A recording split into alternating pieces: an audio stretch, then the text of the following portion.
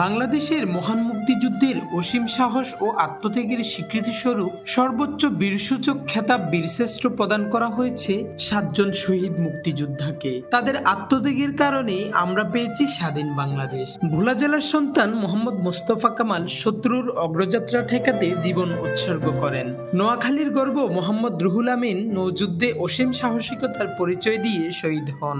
পুরান ঢাকার সন্তান মতিউর রহমান স্বাধীনতার পক্ষে অবস্থান নিয়ে নিজের জীবন বিলিয়ে দেন। বরিশালের কৃতি সন্তান মোহাম্মদ মহিউদ্দিন জাহাঙ্গীর শত্রুর ঘাঁটি দখলের অভিযানে শহীদ হন। ঝিনাইদহের বীর সন্তান হামিদুর রহমান সম্মুখ যুদ্ধে অসাধারণ বীরত্ব প্রদর্শন করে শহীদ হন। ফরিদপুরের গর্ব মোহাম্মদ মুন্সি আব্দুর রব শত্রুর প্রবল আক্রমণের মুখেও নিজের অবস্থান ছেড়ে যাননি।